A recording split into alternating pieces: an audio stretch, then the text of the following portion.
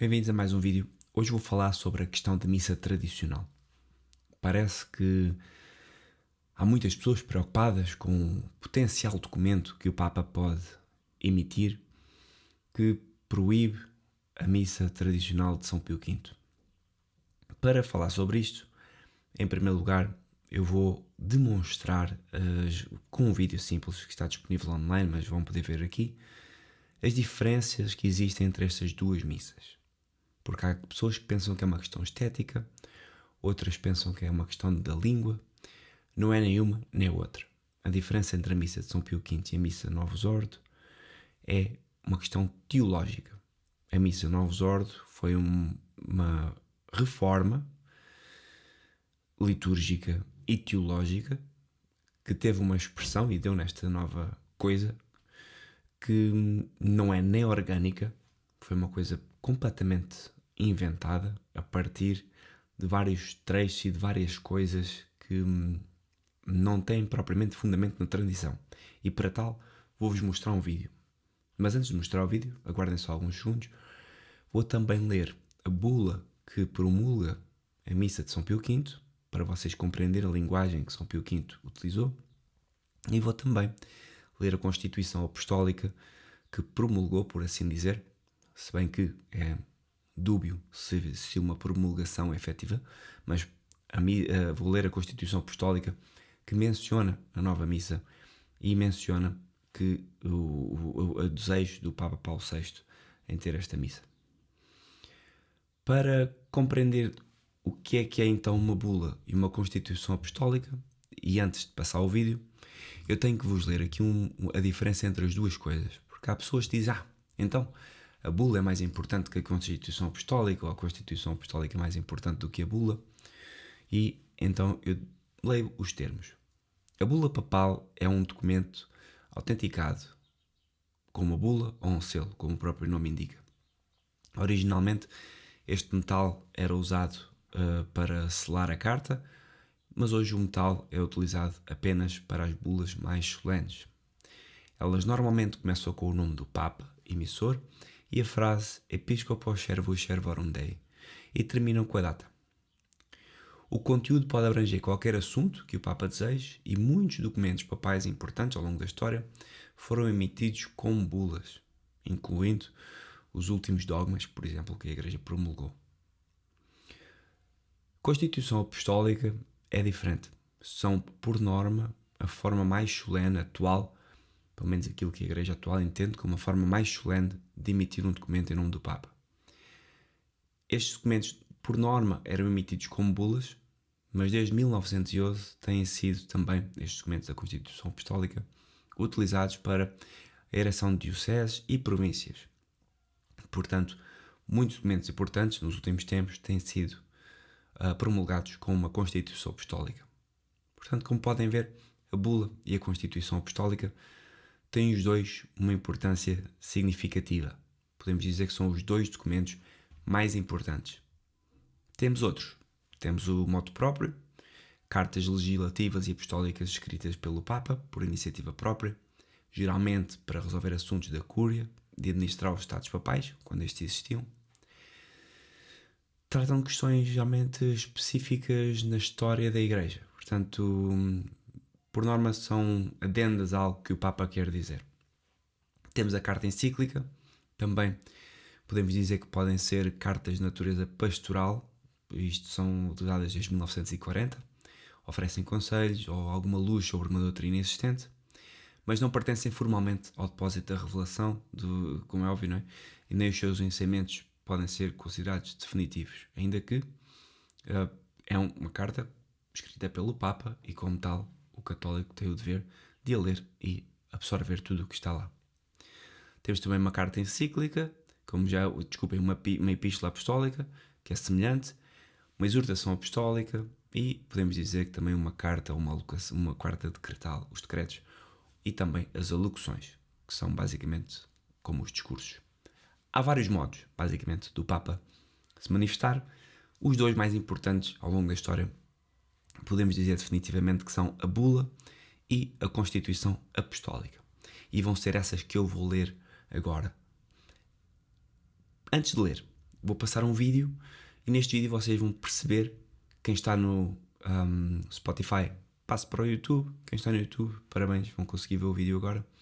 Vocês vão ver todas as alterações que aconteceram na missa. Ou seja, quando alguém diz que a missa de São Pio V deu na missa de Novos Ordo e que foi uma mera restauração ou foi uma mera adenda, reforma, e isto eu digo-vos porque estudei Teologia 5 anos na Faculdade Católica de Lisboa e na aula de liturgia, onde estudámos a diferença das missas, nunca percebemos, nunca estudámos a sério o que aconteceu com esta nova missa de Novos Ordo. Mas este vídeo muito rápido vai permitir-vos ver. Portanto, vejam.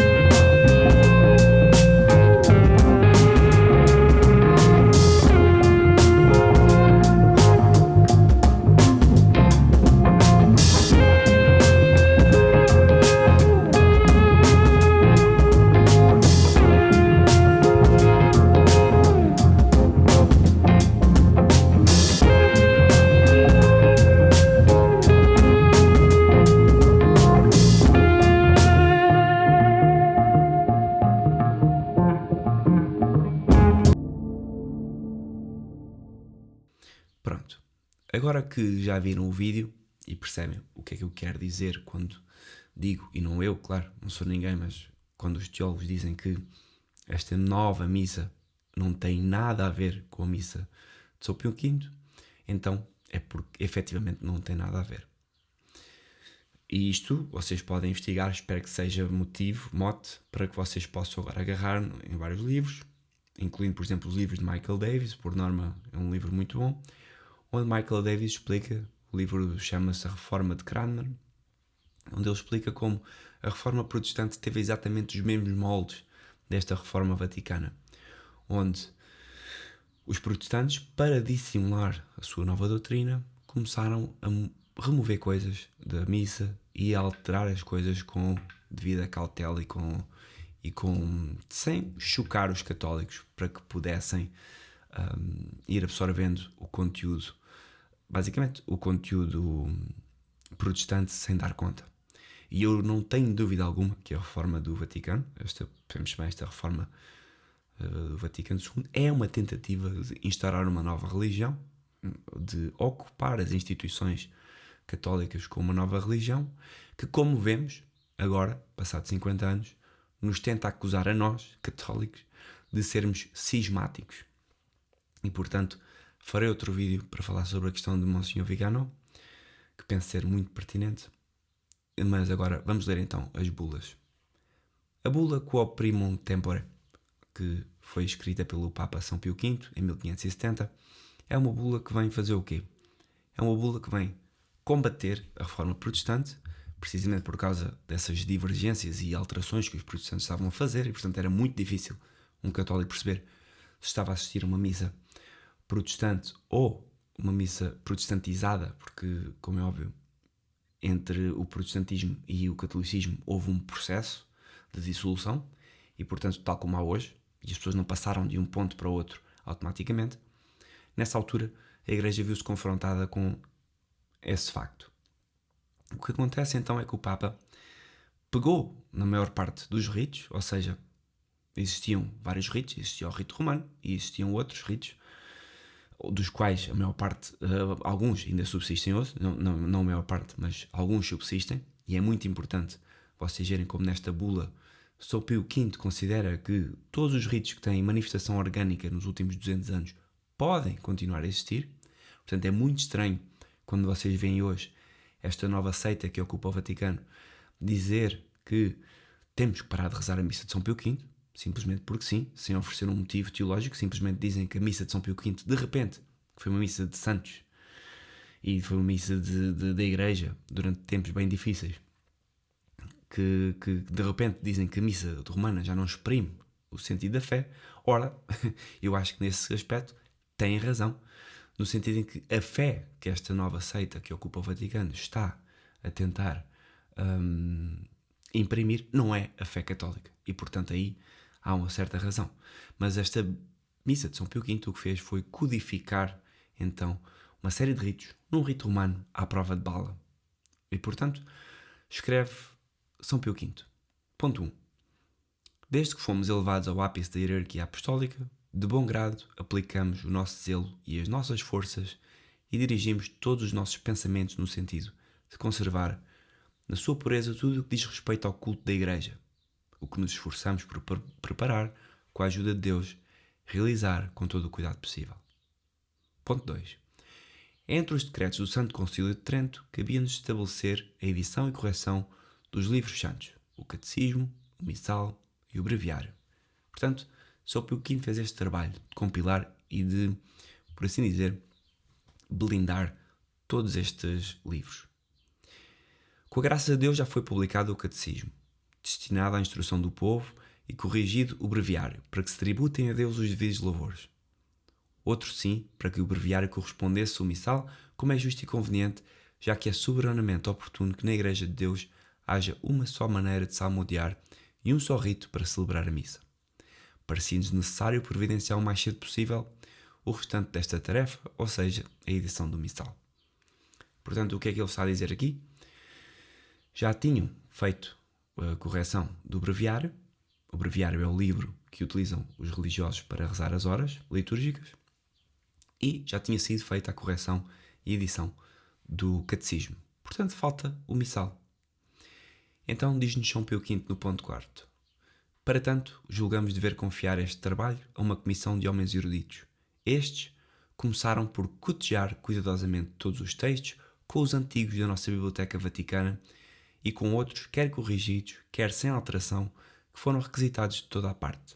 Depois, tendo consultado os antigos escritos e de autores aprovados, que nos deixaram documentos relativos à organização destes mesmos ritos, eles restituíram o missal propriamente dito à norma e ao rito dos Santos Padres. Portanto, vejam, este ponto 4, o que está a dizer é que São Pio V reuniu uma série de, podíamos dizer, pessoas eruditas, especialistas na sua área, que tendo consultado todos os escritos antigos, e atenção, estamos em 1500, quando ele diz antigos, portanto eu suponho que eles tenham ou tinham acesso a outras coisas que nós não temos hoje, que nos deixaram documentos relativos à forma como a missa era feita e celebrada, e que diziam respeito inclusive aos ritos dos Santos Padres. Ora, o que é que estamos a dizer aqui? Estamos a dizer que em 1570 houve um trabalho de ir buscar tudo aquilo que tinha sido feito antes. Estão 500 anos antes de nós, e nestes 500 anos fizeram um trabalho de ir buscar todas as referências para poderem compilar tudo numa missa e unificar uma série de ritos num só. Ponto 5. Este missal, assim revisto e corrigido, e após madura reflexão, mandamos que seja impresso e publicado em Roma, a fim de que todos possam tirar os frutos desta disposição e do trabalho empreendido, de tal sorte que os padres saibam de que preces devem servir-se, quais os ritos, quais as cerimónias que devem ser observadas doravante na celebração da missa. Ponto 6. E a fim de que todos, e em todos os lugares, adotem e observem as tradições da Santa Igreja Romana, mãe e mestra de todas as igrejas, decretamos e ordenamos que a missa, no futuro e para sempre, não seja cantada nem rezada de modo diferente do que esta, conforme o missal publicado por nós. Em todas as igrejas, nas igrejas patriarcais, catedrais, colegiais, paroquiais, quer seculares, quer regulares, de qualquer ordem ou mosteiro, que seja de homens ou de mulheres, inclusive os das ordens militares. Igualmente nas igrejas ou capelas sem encargo de almas, nas quais a missa conventual deve, segundo o direito ou por costume, ser celebrada em voz alta com coro, ou em voz baixa, segundo o rito da Igreja Romana. Ainda quando estas mesmas igrejas, de qualquer modo isentas, estejam munidas de um indulto de sé apostólica, de costume, de um privilégio ou até de um juramento, de uma confirmação apostólica ou de quaisquer outras espécies de faculdades. A não ser, e agora vejam bem, como ele contempla, que por uma instituição aprovada desde a origem pela Sé Apostólica, ou então em virtude de um costume, a celebração destas missas nessas mesmas igrejas tenha o uso ininterrupto superior a 200 anos. A estas igrejas, nós de maneira alguma suprimimos nem a referida instituição nem o seu costume de celebrar a missa. Mas se este missal que acabamos de editar lhes agrada mais, com o consentimento do Bispo, junto com todo o seu capítulo, concedemos a permissão, não obstante quaisquer disposições em contrário, para poder celebrar a missa segundo este missal. Então, o que é que está aqui a dizer? Assim, muito sumariamente. E quem quiser pode consultar esta missa, esta bula, Quo Primum Tempore, está online, em português. Neste ponto 6, ele está a dizer que ninguém, nem hoje, nem no futuro, reza outra missa, a não ser que, na sua ordem, no seu lugar, exista uma missa cujo uso ininterrupto seja superior a 200 anos. São Pio V quer efetivamente uma igreja para todos. São Pio V permite às pessoas que tenham uma missa com mais de 200 anos, celebrada de forma ininterrupta, que a continuem a celebrar. Temos o rito ambrosiano, temos outros, mas que subsistem até hoje e que eu saiba, não existe um problema com estes ritos para o Vaticano. É curioso como apenas a missa tradicional romana está a ser um alvo dos cismáticos em relação aos católicos, e eu percebo o porquê. Porque efetivamente esta missa está de tal forma blindada na sua fé católica que não permite outro tipo de fé e outro tipo de crença. Ponto 7. Quanto a todas as outras sobreditas igrejas, por nossa presente Constituição, que será válida para sempre, nós decretamos e ordenamos, sob pena de nossa indignação, que o uso dos seus missais próprios seja supresso e sejam eles radical e totalmente rejeitados. E quanto ao nosso presente missal, recentemente publicado, nada jamais lhe deverá ser acrescentado, nem supresso, nem modificado.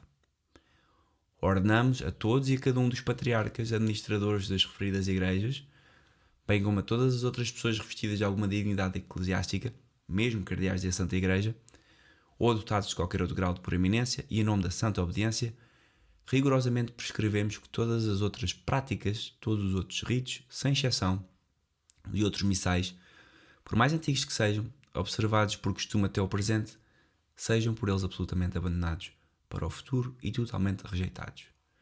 Cantem ou rezem a missa segundo o rito, o modo e a norma por nós indicado no presente missal e na celebração da missa. Não tenham a audácia de acrescentar outras cerimónias, nem de recitar outras orações, senão as que estão contidas neste missal. Portanto, a linguagem do Papa aqui é bem clara.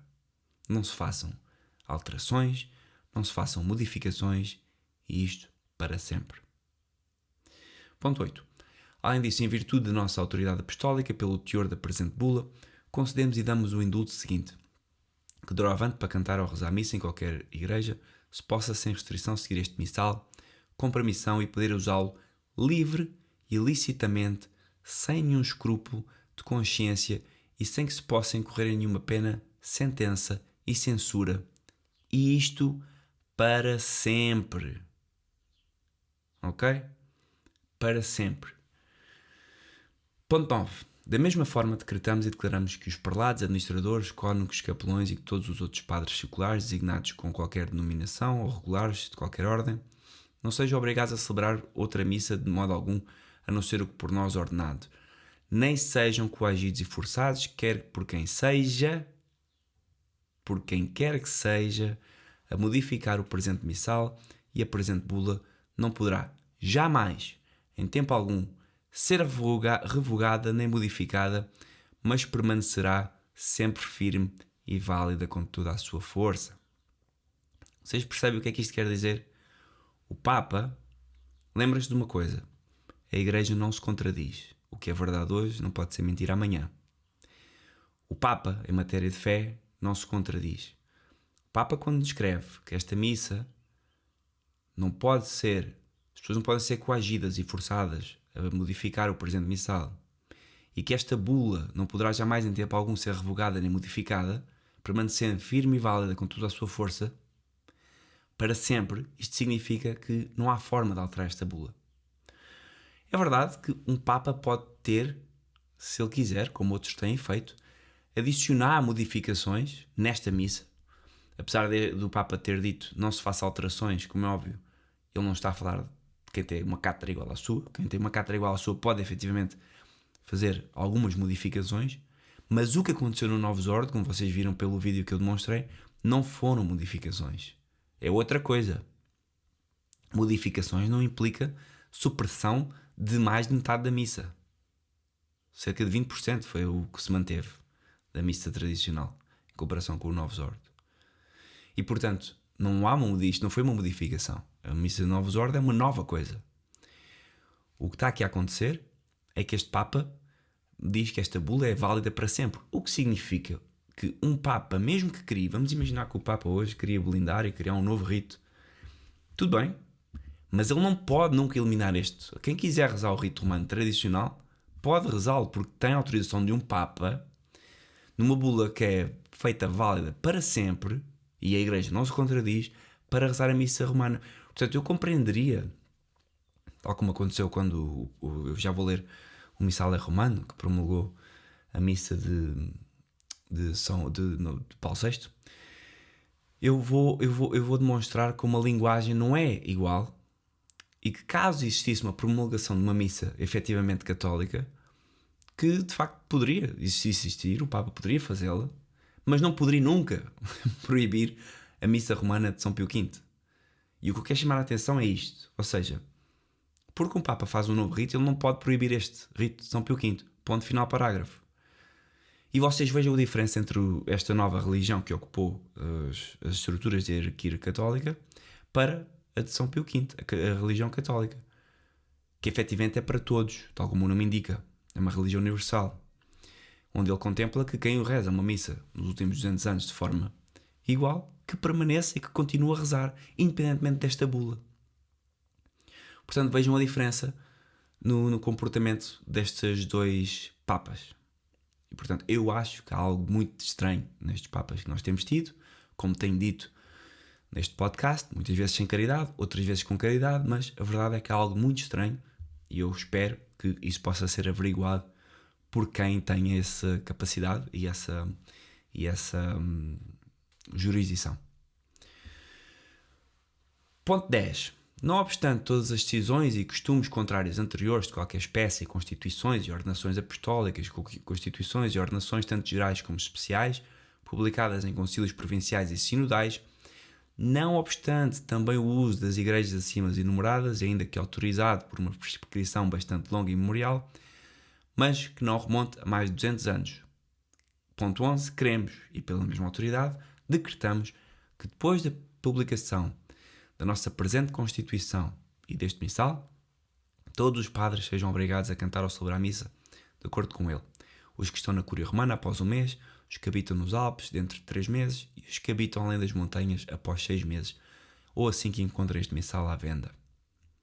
E para que em todos os lugares da terra, ponto 12, este missal seja conservado sem corrupção e isento de incorreções e erros, por nossa autoridade apostólica e em virtude das presentes, proibimos a todos os impressores domiciliados nos lugares submetidos, direta ou indiretamente, à nossa autoridade e à Santa Igreja, sob pena de confiscação dos livros e de uma multa de 200 ducados de ouro, pagáveis à Câmara Apostólica, bem como a todos os domiciliados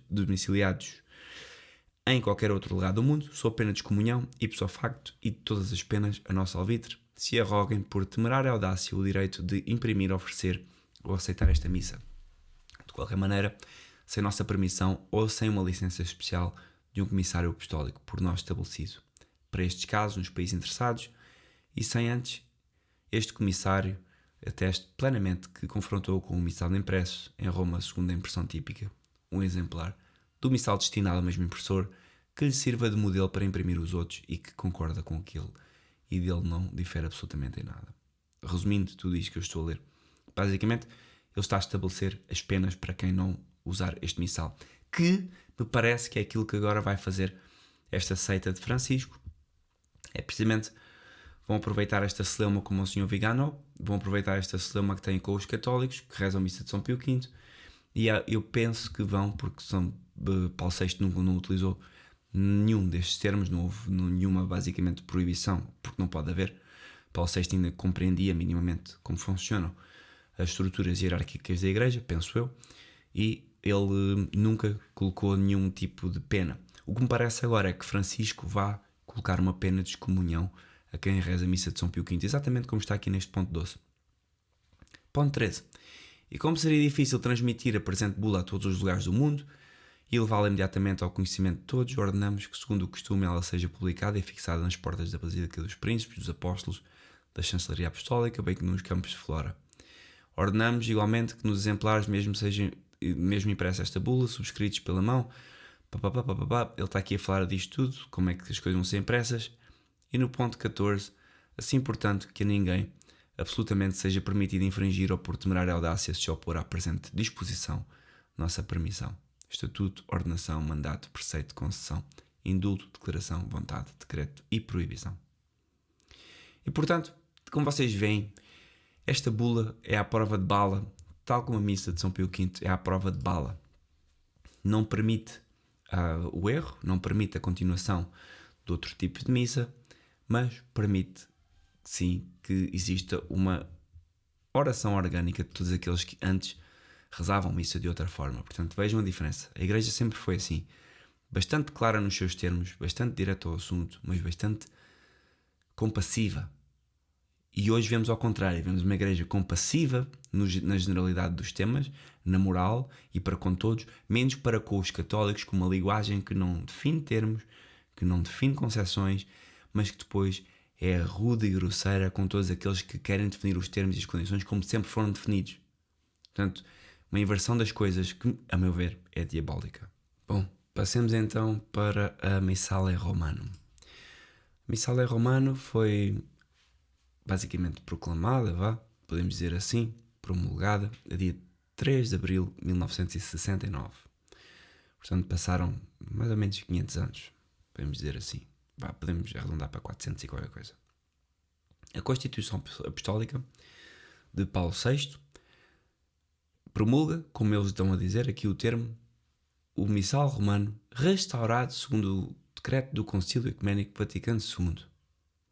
E, portanto, vejam bem, aqui diz que é uma restauração. Eu vou começar a ler e vocês vão perceber a diferença de linguagem de ambos. O Missal Romano, que conforme o decreto do Concílio de Trento foi promulgado em 1570 pelo predecessor de São Pio V, conta-se entre os muitos e admiráveis frutos que aquele santo sino difundiu por toda a Igreja de Cristo. Ora, não parece que seja um admirável fruto, tendo em conta que estamos a ser proibidos de rezar. Mas, tudo bem. Na verdade, durante 4 séculos, continua, os sacerdotes do rito latino tiveram como norma para a celebração do sacrifício eucarístico e os santos arautos do Evangelho o introduzirem em quase toda a terra.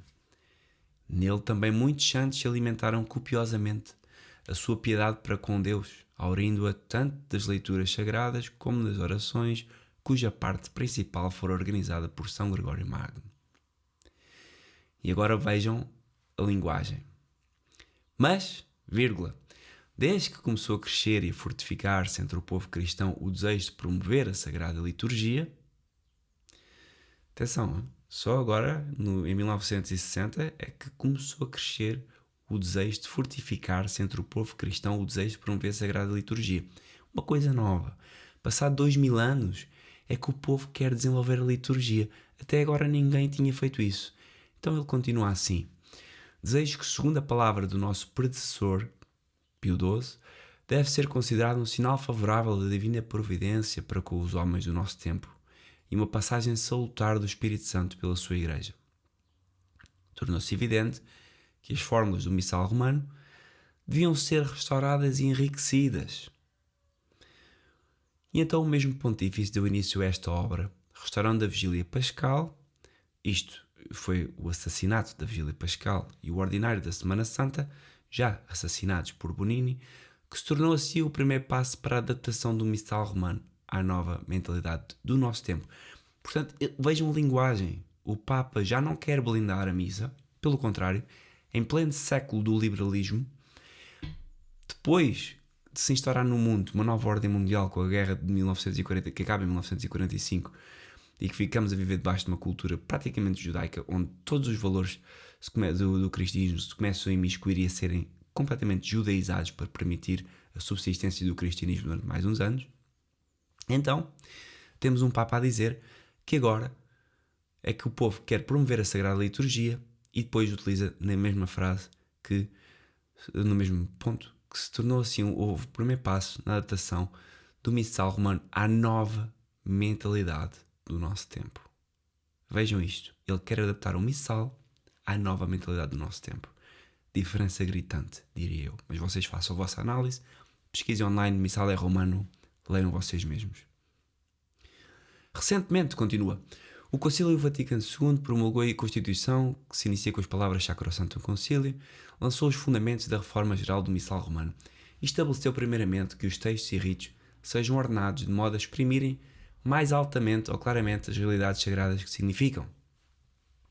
Depois que o ordinário da missa seja revisto, para manifestar melhor o sentido de cada uma das suas partes e para facilitar a participação piedosa e ativa dos fiéis, que se prepare para os fiéis uma mesa mais abundante da Palavra de Deus, abrindo-lhes largamente os tesouros bíblicos, enfim, que se elabore o novo rito da concelebração a ser inserido no pontifical e no missal romano. Eu acho que vou deixar de comentar, vocês podem tirar as vossas próprias conclusões a partir daqui. Mas eles querem manifestar um melhor sentido para cada uma das partes da missa. As pessoas não sabiam, eram todas muito coitadinhas. Aqueles mitos, sabem, antigos, que o marido batia na mulher, os filhos eram analfabetos, que as pessoas não sabiam ler, que as pessoas não percebiam nada. Pronto, está aqui, num documento papal. E que se prepara para os fiéis uma mesa mais abundante da Palavra de Deus. E que se elabora um novo rito de concelebração. Concelebração de quem? Do padre com os fiéis, claro. Os fiéis, o povo de Deus. Outra deturpação também do Concílio Vaticano II. Mas ele continua, atenção, cuidado. Agora aqui no ponto seguinte. Mas não se deve pensar que esta renovação do missal romano tenha sido feita de modo improvisado. Vocês viram o vídeo no início deste podcast, suponho. Não foi improvisado, não. Foi bem planeado. Basicamente, destroçaram a missa romana, mas ele continua, pois o seu caminho foi preparado pelo progresso das disciplinas litúrgicas nos últimos 4 séculos. Progredimos imenso, como sabemos. Se de facto, após o Concílio Tridentino, o estudo dos antigos manuscritos da Biblioteca Vaticana e de outros recolhidos por toda a parte, como bem diz São Pio V na Quo Primo, muito contribuiu para a revisão do missal romano, diz ele a seguir, de então para cá, também foram descobertas e publicadas as mais antigas fontes litúrgicas e foram mais profundamente estudadas as formas litúrgicas da Igreja Oriental. Assim, muitos insistiram para que tais riquezas doutrinárias e espirituais não permanecessem na obscuridade das bibliotecas, mas, pelo contrário, fossem dadas à luz para ilustrarem e nutrirem as mentes dos cristãos. Ora, nós sabemos que estes documentos que eles estão a falar não são nada mais, nada menos que documentos que foram encontrados no século XX e que muitos são de origem manifestamente gnóstica e outros são de origem manifestamente contrária àquilo que é a tradição romana. E, portanto, como é óbvio, como vocês veem, a missa romana deixou de ser romana a partir do momento em que este novo ordo é uma tentativa de imiscuir elementos protestantes e ortodoxos na missa católica. A seguir, apresentamos os grandes traços e nova composição do missal romano. Em primeiro lugar, temos a instrução geral, que, como provérbio do livro, expõe as novas normas para a celebração do sacrifício eucarístico, tanto em relação aos ritos e funções de cada participante, como aos alfaias e lugares sagrados. Ele agora fala aqui, neste ponto, mas eu vou ler tudo, porque assim vocês ficam com a ideia geral. Não salto nada para não ser injusto. A principal parte, continua Paulo VI, na reforma está na chamada oração eucarística, embora no rito romano a primeira parte... Porque vejam, é engraçado que ele nesta promulgação, ele fala disto como se tivessem mudado 4 ou 5 coisas. E vocês viram no vídeo que não foi bem assim. A principal novidade da reforma está na chamada oração eucarística.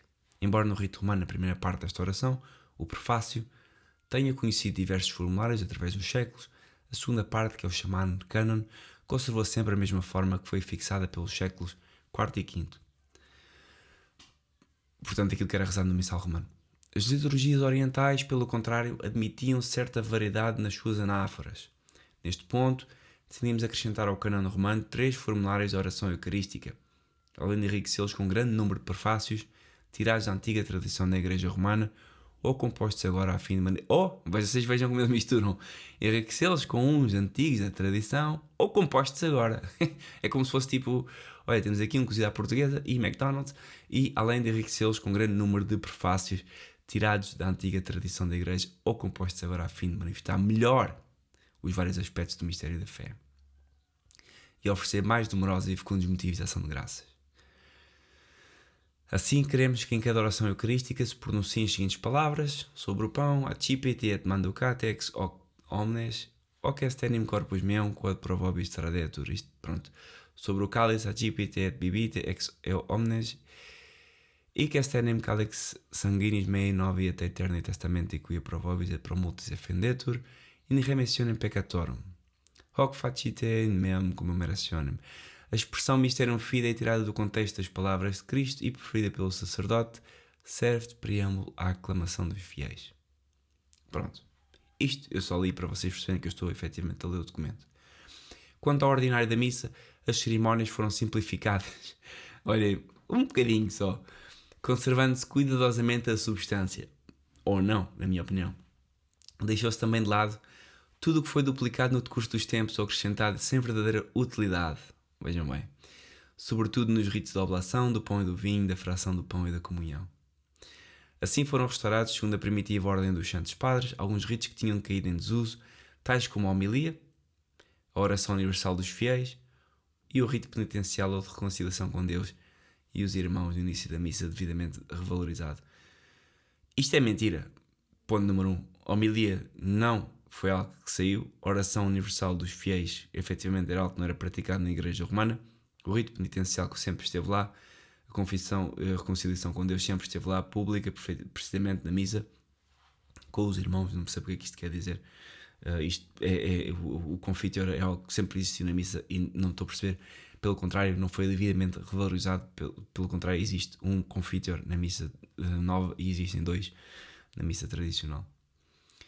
Também, segundo a prescrição do Concílio Vaticano II, que mandava ler ao povo, dentro de um período determinado de 3 anos, as partes mais importantes da Sagrada Escritura, todo o conjunto das leituras dominicais foi distribuído ao longo de 3 anos.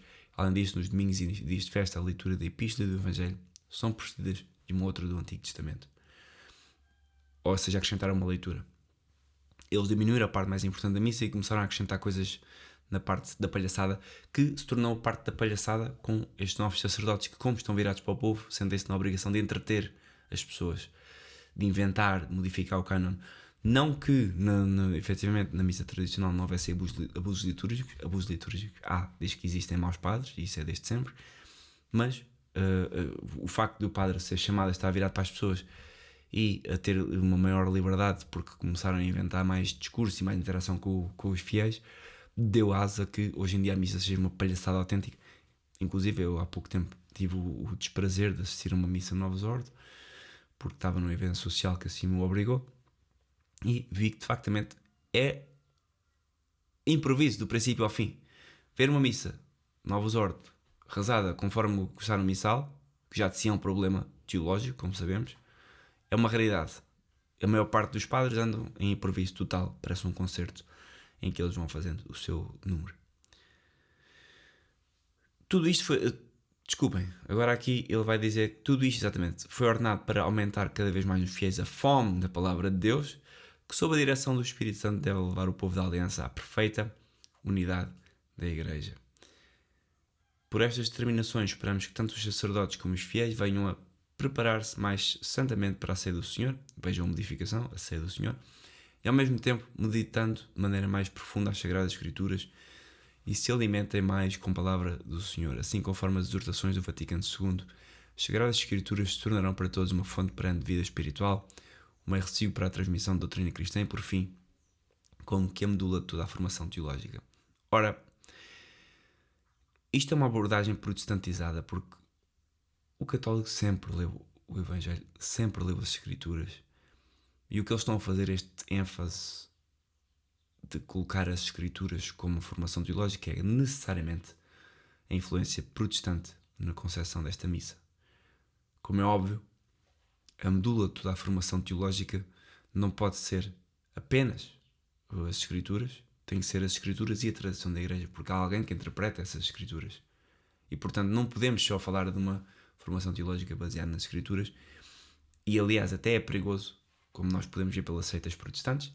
Cada protestante é uma seita em potencial, que não há uma unidade, simplesmente porque não há uma lógica na interpretação das escrituras. E, portanto, ele vai mencionar precisamente isso aqui, esta noção, mais para a frente.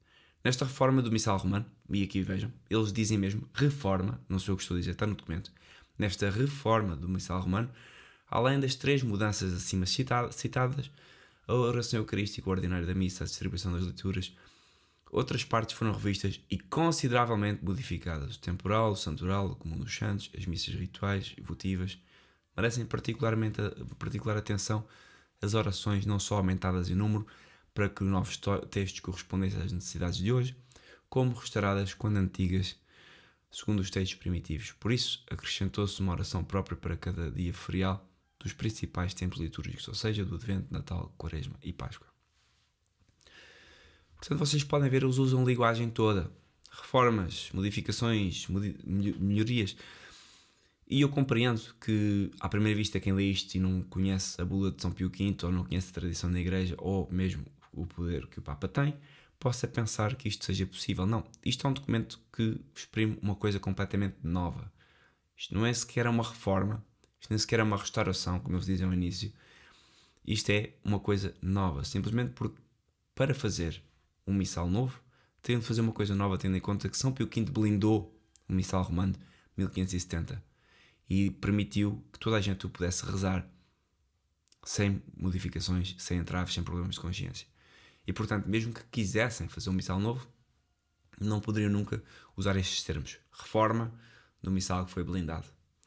E, portanto, não faz sentido algum ter este tipo. Podiam dar outro missal vaticano, por exemplo, que é o que eu acho que ele efetivamente é. Ele não é um missal romano. O missal romano é outra coisa, como vocês viram, foi completamente destruído. Isto é um missal vaticano. Pronto, queriam fazer um missal vaticano, uma missa nova para a nova malta, para a vossa palhaçada dos últimos 60 anos. Tudo bem. Agora, não misturar isto com a missa tradicional romana. E por isso é que, quando as pessoas começam a ir à tradição e podem ir à fraternidade ou falar com pessoas que estão na tradição há mais anos, alguém lhes diz que simplesmente não vão à missa Novus Ordo, não é uma questão de não ser bonita, não é uma questão de não gostarem das pessoas que lá estão, é uma questão de simplesmente, teologicamente, não é a mesma coisa. E por isso é que eu e a minha família não vamos à missa, quando muito sou obrigado a estar nela por motivos sociais ou profissionais. Nunca por motivos de alimento da fé, porque simplesmente não é a mesma fé. Por fim, diz o Papa, e vocês vejam a linguagem que eles têm estado a utilizar. Isto parece é a linguagem moderna dos modernistas. Não sei se vocês já fizeram a distinção, mas quando vão à missa Novus Ordo e quando frequentam ambientes modernistas, a linguagem é a arte de falar sem dizer nada. E aqui estes documentos são um pouco isso. É muito texto que define quase nada. Agora aqui em 2 pontos ele vai tentar dar força a este documento. E vai dizer o seguinte: por fim, queremos dar força de lei a tudo isto, que aqui expusemos, sobre o novo missal romano, volto a dizer, e não sou só eu, como outras pessoas bem mais, que atenção, eu sou um leigo, zero pertence à academia, o meu nível intelectual está ao nível de um homem da tasca. No entanto, apenas o que faço é compilar as coisas e dar a minha opinião no podcast. É livre de ouvir quem quiser e pesquisar. O meu objetivo é que as pessoas ouçam e não tomem por certo, que vão pesquisar. Mas queria apenas dizer-vos isto, que não é compatível este tipo de discurso com o discurso que temos anteriormente. E diz ele então: queremos à força de lei tudo isto que aqui expusemos sobre o novo missal romano, o novo missal vaticano, no meu entender. O nosso predecessor São Pio V, promulgando a edição Príncipe do Missal Romano, apresentou-o ao povo cristão como fator de unidade litúrgica e sinal da pureza do culto da Igreja. Ele definiu aqui o que é que São Pio V fez. Da mesma forma, nós, no novo missal, ou que seja, uma coisa que não bate, como é que ele diz que é um novo missal? Se o Papa Pio V, que ele acabou de assumir como tendo feito uma unidade litúrgica e pureza do culto da Igreja, definiu na bula que não deveria ser alterado nunca, ou seja, quem o alterar está a fazer uma coisa nova, que lhe deu outro nome, e mesmo que um Papa o possa alterar, não o pode substancialmente modificar, e daí que tenham existido alguns cardeais e bispos que tenham feito essa noção de que isto não parece a mesma coisa, efetivamente, mas quem somos nós para dizer? Da mesma forma, então, continua Paulo VI, o novo missal, embora deixando lugar para legítimas variações e adaptações, segundo as normas do Concílio Vaticano II, esperamos que seja recebido pelos fiéis como meio de testemunhar e afirmar a unidade de todos, pois entre tamanha diversidade de línguas, uma só e mesma oração, mais fragrante que o incenso, subirá ao Pai celeste por nosso sumo sacerdote Jesus Cristo no Espírito Santo. Vejam como ele diz, a força da lei que ele dá é esperamos que seja recebido pelos fiéis. A seguir vai dizer, o que prescrevemos por esta Constituição entrará em vigor este ano, a partir de 30 de novembro, primeiro domingo do Advento. Tudo o que aqui estabelecemos e ordenamos, e aqui vejam, e é por isso que há muitas discussões sobre se isto foi efetivamente promulgado, porque o que ele diz aqui é esperamos que seja recebido pelos fiéis como meio de testemunhar. Leiam os dois documentos para perceber a diferença de linguagem. Ele espera que seja recebido, não obriga a receber. O que ele vai dizer, no entanto, é que estabelecemos e ordenamos mais para a frente, queremos que seja válido e eficaz agora e no futuro, não obstante qualquer coisa em contrário das constituições e ordenações apostólicas dos nossos predecessores e outros estatutos, embora dignos de menção e divulgações especiais. Eu não sou canonista, mas o que ele diz e estabelece e ordena que seja válido e eficaz agora e no futuro, não há matéria que ele estabeleça. Ou seja, ele estabelece, o documento fala sobre uma renovação, restauração, mas ele depois não obriga ao uso. Ele diz, esperemos que seja recebido pelos fiéis. Ele não estabelece como, nem onde, nem quando, nem estabelece obrigatoriedade, e depois diz que e ordena que seja válido e eficaz. Mas o que é válido e eficaz? Percebem? Leiam isto do ponto de vista canónico e jurídico, para quem é advogado. Acho que é interessante lerem e perceberem que, e daí algumas pessoas estabelecerem que não houve uma promulgação válida desta nova missa. Porque efetivamente o documento não tem nada a ver com a bula com a prima de São Pio V. E portanto ele diz, ele acaba assim, estabelecemos, embora dignos de menção e interrogações especiais. Ponto, final parágrafo. Depois existem novas modificações, existiram novas coisas que foram ditas, inclusive o Papa Francisco fez aquele documento que há uns anos saiu, que também preocupou muitas pessoas que iam à missa de São Pio V. Vejam, a bula quo primum temporum é uma blindagem. A Igreja não se pode contradizer e a Igreja não pode proibir um rito orgânico. Nem São Pio V fez isto. É certo que o Papa poderia efetivamente, agora como eu acho que vai fazer, ameaçar descomunhão a todos os que rezam a missa romana. Mas a minha pergunta para vocês é como é que um Papa pode contrariar ao Papa numa matéria de extrema importância, que é nomeadamente a oração da missa, que é o momento e o sacramento mais importante da Igreja. Essa é a primeira questão que vocês têm que responder.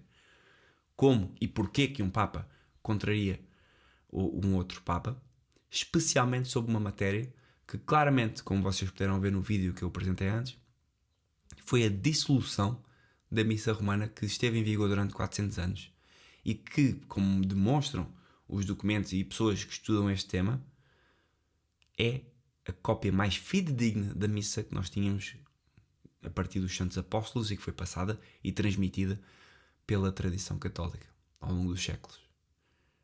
Portanto, eu acho que há aqui matéria para nós ficarmos preocupados com o que se passa com a nossa hierarquia. Eu acho que há matéria suficiente para que mais bispos possam ter a reação de Monsenhor Viganò e que possam efetivamente começar a emitir juízos de valor moral sobre não só este Papa Francisco, mas todos os seus predecessores que alinharam e têm alinhado nesta dissolução da fé. Eu acho que há matéria. Volto a dizer, como sempre disse, não sou ninguém para proclamar nem definir qual é o estado do Papa. Nosso Senhor saberá qual é o estado da Igreja e da sua hierarquia. Nosso Senhor saberá. O que eu acho, e é a minha opinião pessoal, é que há efetivamente uma seita que ocupa as estruturas do Vaticano, que é uma seita legitimamente, a meu ver, pelo que eu conheço, legitimamente ordenada, legitimamente consagrada e legitimamente eleita pelos organismos da Igreja. Mas não deixa de ser uma seita que está a reformar a Igreja e a torná-la numa outra coisa. E esta questão da missa é o ponto central, é o ponto de clivagem, porque a missa exprime a fé. Lex credendi, lex orandi. Aquilo que nós queremos, nós rezamos. E uma missa em que nós rezamos uma coisa que não queremos, então há um problema. E eu noto isso, por aí eu ter abandonado a missa Novus Ordo, há muitos anos, 2017, precisamente por causa disto, porque eu sentia que aquilo que eu estava a rezar não batia certo com aquilo que eu acreditava ou que a Igreja acreditou desde sempre. E eu vejo isso também nas pessoas que continuam na missa de Novus Ordo, incluindo colegas meus que estudaram comigo na Católica e pessoas que eu dava por católicas. Eu vejo que a fé vai sendo modificada ao longo do tempo. Já passaram 10 anos desde que saímos todos da faculdade e eu vejo que as pessoas que não conheceram a fé católica tradicional continuaram a ir pelo ramo do liberalismo. Hoje são católicos liberais. Querendo ou não querendo. Ainda uma missa bem celebrada ou não... Eles estão a rezar sistematicamente e a ler coisas sistematicamente que são outra coisa. Não é possível juntar as duas peças. E, portanto, com muita caridade, leiam os dois documentos, estudem estas questões e aprofundem a vossa fé. E, uma vez por todas, temos de começar a fazer frente a esta seita que ocupa as estruturas hierárquicas do Vaticano. Começando pela nossa vida pessoal. Antes de começar a definir quem é bom, quem é mau, o que é que se passa, o que é que não se passa, podemos ter a nossa opinião pessoal, temos de meter a nossa vida pessoal em ordem. Escolher uma vocação, cumprir com os nossos deveres de Estado, restringir-nos à salvação da nossa alma, já começar por aí seria bom, falo por mim, falo. E aqui estamos a fazer o verdadeiro combate. O combate começa por baixo, começa pela base. Nós não teremos bons pastores se não conseguirmos, não teremos bons sacerdotes se não ajudarmos os sacerdotes com as nossas orações. Há uma crise profunda na Igreja e nós não vamos ser os heróis. O herói é Nosso Senhor. E nós vamos ter que ser instruídos pelos sacerdotes. Não é ao contrário. Nós não somos ninguém, mas nós somos alguém para rezar por eles e para ir mandando estas pequenas pérolas, estas pequenas coisinhas que, espero eu, sejam também um degrau pequenino, um degrau muito pequeno, uma pequena rampa para que um sacerdote, um leigo, possa ir, nem que seja estudar os documentos, nem que seja aprofundar o problema. Grande abraço, vamos falando.